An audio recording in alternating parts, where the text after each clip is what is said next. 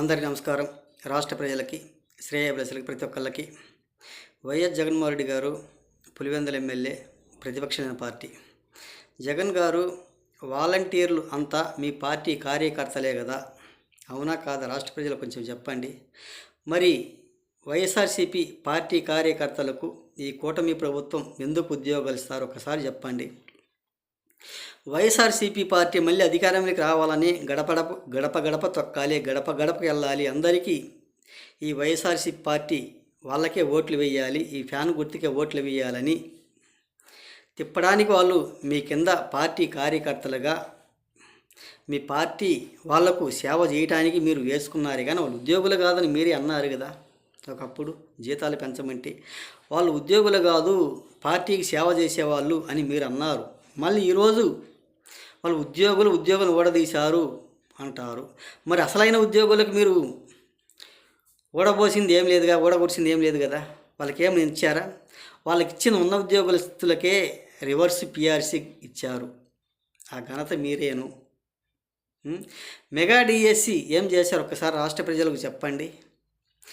ఏది ఏమైనా కొత్త విషయాలు, కొత్త మాటలు ఉంటే చెప్పండి, అంతేగాని పాత చింతకాయ పచ్చడి లాగా ఎన్నిసార్లు చెప్పినా పాత పచ్చడిలాగా చెప్పిందే చెప్పి చెప్పడమే తప్ప దేనికి పనికొచ్చే వాళ్ళు మాత్రం కాదు. అటువంటి మాటలే మాట్లాడతారు. మీరు వచ్చేది కూడా అటువంటి వాటికేను. ఒక్కసారి చెప్పండి, అవునా కాదా? నిజమేగా. మరి అదీను కూడా కాక తెనాలిలో రౌడీ షీటర్ని పరామర్శించడం ఏమిటి? ఒక గంజాయి బ్యాచి, బ్లేడ్ బ్యాచి 4 సార్లు అరెస్ట్ అయిన వాళ్ళు ఒక మత్తు పదార్థంతో ఒక డ్రగ్స్ అమ్ముకుంటూ ఉన్న వాళ్ళని పరామర్శించడం ఏంటి? అది తప్పు కదా? తప్పు అనిపించడం లేదా? మీరు చేసిందంతా, మీరు చేయబోయేదంతా, మీ తాత ఎవరు ఉన్నారంట, రాజారెడ్డి అని. రాజారెడ్డి రాజ్యాంగం వస్తుంది 2029. అదే అంతే. ఎన్ని హత్యలు చేశారు, ఎన్ని మానభంగాలు చేశారు, ఎంతమంది మహిళలు ఉసురు పోసుకొని ఉంటారు రాజారెడ్డి రాజ్యాంగం అంటే. ఒక్కసారి చెప్పండి. ఆ చరిత్ర అంతా చెప్పబోతే చాలామంది కూడా ఎందుకయ్యా రాజారెడ్డి రాజ్యాంగం అంట, ఆమె ఎవరు ఒక మహిళ ఉందంట, ఎవరు ఆ మహిళ చెప్పారంట రాజారెడ్డి పాలన వస్తుంది 2029 అని. నాకు తెలియలే, ఆమె మహిళ కాదేమో. అటువంటి వాళ్ళు ఎంతోమంది నాశనం అయిపోయారు. మరి నీకు డాక్టర్ సుధాకర్ని మీరు నీచంగా రోడ్డు మీద పడుకోబెట్టి చిత్రహింసలు పెట్టారు. అప్పుడు అనిపించలేదా పాపమని? విజయవాడ హాస్పిటల్లో ఆయన చనిపోయాడు, అప్పుడు అనిపించలేదా?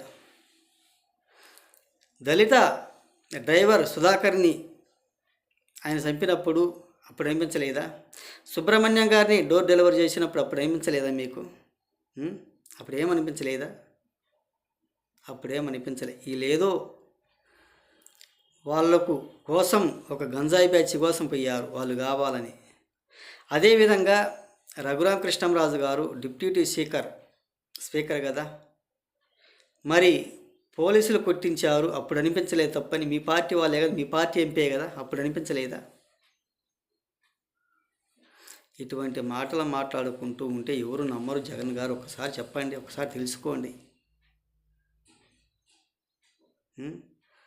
పాకిస్తాన్ ఉగ్రవాదులు పహల్గాంలో మరి మన ఆంధ్ర వాళ్ళనే 3 చంపేశారు. తెనాలని, ఇటు గుంటూరు ఒకటిని, ఇక్కడ ఒకళ్ళని 3 చనిపోయారు. వాళ్ళ కోసం ఎప్పుడైనా పోయి పరామర్శించావా? ఏ రోజైనా పోయావా? మీ ప్యాలెస్ చుట్టూ బందోబస్తు పెట్టుకున్నావు,